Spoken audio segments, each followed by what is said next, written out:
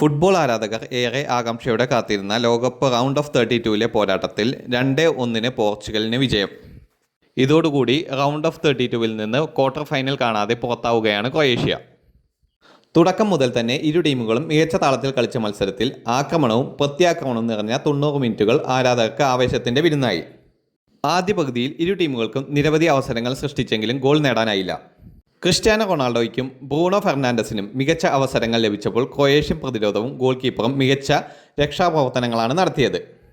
മറുവശത്ത് ലൂക്ക മോഡ്രിച്ചും കോവച്ചിച്ചും മധ്യനിരയിൽ കളി നിയന്ത്രിച്ച് പോർച്ചുഗലിനെ സമ്മർദ്ദത്തിലാക്കി. ചില അവസരങ്ങളിൽ വാർ പരിശോധനയെ തുടർന്ന് ഗോൾ ശ്രമങ്ങൾ ഓഫ്സൈഡായി തള്ളപ്പെട്ടതും മത്സരത്തിൻ്റെ ആവേശം വർദ്ധിപ്പിച്ചു. രണ്ടാം പകുതി ആരംഭിച്ച് 53-ാം മിനിറ്റിൽ ക്രൊയേഷ്യയാണ് ആദ്യം ലീഡ് നേടിയത്. പരിചയസമ്പന്നനായ ഇവാൻ പെരിസിച്ച് മനോഹരമായ ഫിനിഷിങ്ങിലൂടെ വലകുലുക്കി. സ്കോർ 1-0 ക്രൊയേഷ്യ മുന്നിൽ. ആ ഗോൾ നേടിയതിനു ശേഷം ക്രൊയേഷ്യ കൂടുതൽ ആത്മവിശ്വാസത്തോടെ കളിച്ചെങ്കിലും പോർച്ചുഗൽ തിരിച്ചടിക്കാൻ ശ്രമം ശക്തമാക്കി. ഒടുവിൽ 68-ാം മിനിറ്റിൽ പോർച്ചുഗലിന് ലഭിച്ച പെനാൽറ്റി കിക്ക് ക്രിസ്ത്യാനോ റൊണാൾഡോ യാതൊരു പിഴവും കൂടാതെ പന്ത് വലയിലെത്തിച്ച് സ്കോർ 1-1 ആക്കി. ലോകകപ്പ് നോക്കൌട്ട് ഘട്ടത്തിലെ അദ്ദേഹത്തിൻ്റെ നിർണായക ഗോളായിരുന്നു ഇത്. മത്സരം അധിക സമയത്തേക്ക് നീങ്ങുമെന്ന തോന്നൽ ശക്തമായപ്പോൾ പോർച്ചുഗൽ അവസാന ആക്രമണം നടത്തി.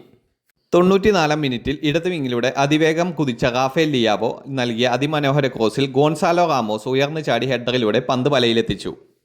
ആ ഗോൾ പോർച്ചുഗലിന് 2-1 വിജയവും പ്രീ ക്വാർട്ടർ ടിക്കറ്റും സമ്മാനിച്ചു. അവസാന നിമിഷങ്ങളിൽ ക്രൊയേഷ്യ സമനില ഗോൾ നേടിയെന്ന് തോന്നിച്ചെങ്കിലും വാർ പരിശോധനയിൽ അത് ഓഫ്സൈഡായി വിധിക്കപ്പെട്ടതോടെ അവരുടെ പ്രതീക്ഷ അവസാനിച്ചു. ഈ മത്സരത്തിൽ റാഫേൽ ലിയാവോയുടെ വേഗതയും അസിസ്റ്റും റൊണാൾഡോയുടെ പരിചയസമ്പന്നമായ ലീഡർഷിപ്പും ഗോൺസാലോ റാമോസിൻ്റെ ക്ലിനിക്കൽ ഫിനിഷിങ്ങും പോർച്ചുഗലിൻ്റെ വിജയത്തിൽ നിർണായകമായി. ക്രൊയേഷ്യൻ നിരയിൽ Luka Modric, Mateo Kovacic, Ivan Perisic എന്നിവർ മികച്ച പഠനം കാഴ്ചവെച്ചെങ്കിലും അവസാന നിമിഷം അവരുടെ നിർഭാഗ്യം അവരുടെ യാത്ര അവസാനിപ്പിച്ചു.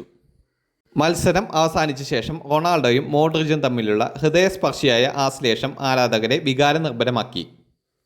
ഈ മത്സരം ഫുട്ബോൾ ലോകത്തിന് ഒരു വികാരനിർഭരമായ നിമിഷം കൂടിയായിരുന്നു. ക്രൊയേഷ്യൻ ഇതിഹാസ താരം ലൂക്ക മോഡ്രിച്ച് തൻ്റെ ലോകകപ്പ് കരിയറിലെ അവസാന മത്സരം കളിച്ചുവെന്നതാണ് അതിന് കാരണം.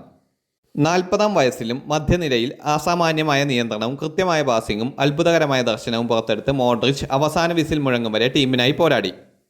ക്രൊയേഷ്യയെ ഒരു ലോകകപ്പ് ഫൈനലിലേക്കും മറ്റൊരു 3-ാം സ്ഥാനത്തേക്ക് നയിച്ച ഈ മഹാനായ നായകൻ ഇത്തവണ കണ്ണീരോടെയാണ് ലോകകപ്പിന് വിട പറഞ്ഞത്. മത്സരം അവസാനിച്ചപ്പോൾ പോർച്ചുഗൽ ആരാധകരും താരങ്ങളും അദ്ദേഹത്തിന് നൽകിയ ആദരവ് അദ്ദേഹത്തിൻ്റെ മഹത്വം എത്രത്തോളമാണെന്ന് വീണ്ടും തെളിയിച്ചു.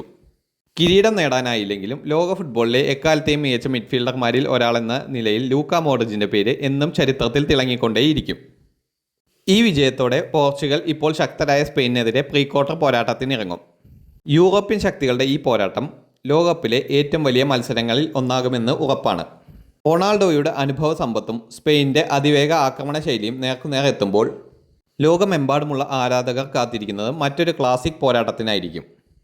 ആര് വീഴും ആര് വാഴും, നമുക്ക് കാത്തിരുന്ന് കാണാം. നിങ്ങളുടെ അഭിപ്രായങ്ങളും നിർദ്ദേശങ്ങളും കമൻറ്റ് ബോക്സിൽ രേഖപ്പെടുത്തുക. കൂടുതൽ വാർത്തകൾക്കും വിശേഷങ്ങൾക്കുമായി ഈ ചാനൽ ഇപ്പോൾ തന്നെ സബ്സ്ക്രൈബ് ചെയ്യുക.